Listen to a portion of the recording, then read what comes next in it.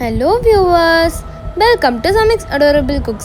இன்னைக்கு நம்ம பார்க்க போகிறது ஒரு ஸ்வீட் ஐட்டம். அது என்னன்னா பாதாம் அல்வா. ஸோ இப்போ வாங்க வீடியோக்குள்ளே போகலாம்.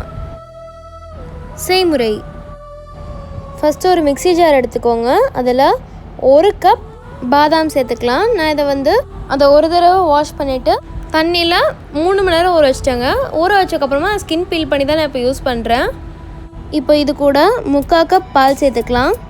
இப்போ இதை அரைச்சி எடுத்துக்கோங்க. இதை அரைக்கும் போது நீங்கள் குறைன்னு அரைச்சி எடுத்துக்கோங்க. ரொம்ப ஃபைன் பேஸ்ட்டாக அரைச்சிடாதீங்க. அப்படி அரைச்சி எடுத்த பேஸ்ட் தாங்க இது. இங்கே பாருங்கள், இந்த கன்சிஸ்டன்சியில் தான் உங்களுக்கு இருக்கணும். இப்போ ஒரு கடாயை எடுத்துக்கோங்க. அதில் நம்ம அரைச்சி வச்ச இந்த பேஸ்ட்டையும் 1 கப் சீனியும் ஆட் பண்ணிக்கோங்க. 1 கப் பாதாமுக்கு நான் இங்கே 1 கப் சீனி எடுத்துருக்கேங்க. இப்போ இதை லேசாக கிண்டி விட்டுட்டு அடுப்பை ஆன் பண்ணிவிடுங்க. நம்ம ஏன் ஃபஸ்ட்டே அடுப்பை ஆன் பண்ணலைன்னா, ஏன்னா பாதாமுக்கு அடி பிடிக்கிற தன்மை இருக்குங்க. இந்த பாதாம் அல்வாவை பொறுத்த வரைக்கும் நம்ம கைவிடாமல் கிண்டிகிட்டே தாங்க இருக்கணும், இல்லை அடி பிடிச்சிரும். நான் இங்கே அதனால தான் நான்ஸ்டிக் பேன் யூஸ் பண்ணியிருக்கேன். ஸோ இப்போ இதை கைவிடாமல் கிண்டிகிட்டே இருங்க.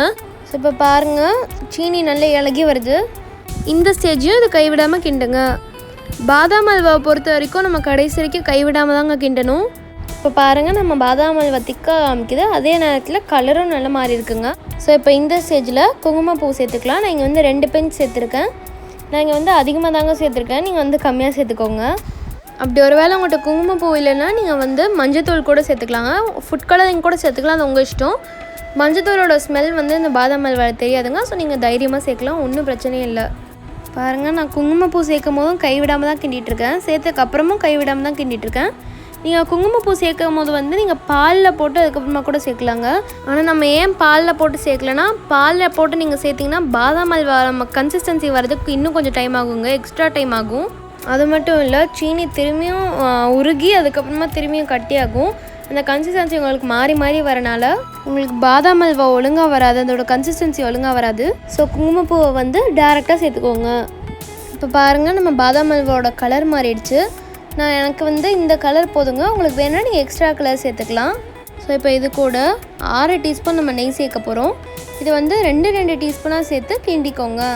நான் 4 டீஸ்பூன் நெய் ஏற்கனவே யூஸ் பண்ணிட்டேங்க. இப்போ கடைசி 2 டீஸ்பூன் நெய் சேர்த்துட்டு நல்லா மிக்ஸ் பண்ணிக்கோங்க. இப்போ பாருங்கள், நல்லா கட்டி ஆகிடுச்சு.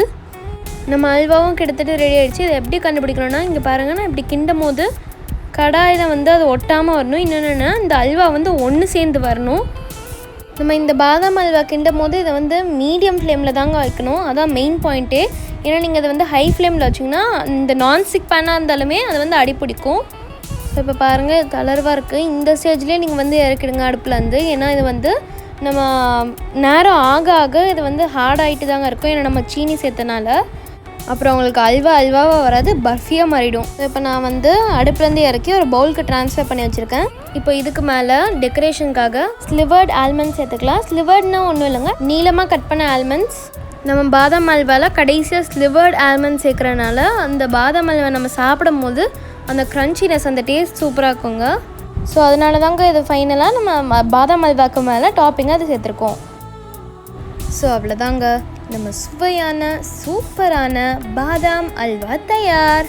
ஸோ நீங்களும் இந்த ரெசிபியை மறக்காமல் ட்ரை பண்ணிவிட்டு கீழே கமெண்ட் செக்ஷனில் கமெண்ட்டும் பண்ணிவிடுங்க. தேங்க்ஸ் ஃபார் வாட்சிங். இந்த வீடியோக்கு மறக்காமல் லைக் பண்ணுங்கள், ஷேர் பண்ணுங்கள், அப்புறம் கமெண்ட்டும் பண்ணுங்கள். எங்கள் சேனலுக்கு நீங்கள் இன்னும் சப்ஸ்கிரைப் பண்ணலைன்னா சப்ஸ்கிரைப் பண்ணிவிடுங்க. அப்படியே பக்கத்தில் இருக்க பெல் ஐக்கானை கிளிக் பண்ணிவிடுங்க. அப்போ தான் நான் போடுற புது புது வீடியோஸ் உங்களுக்கு நோட்டிஃபிகேஷனில் வரும். நன்றி.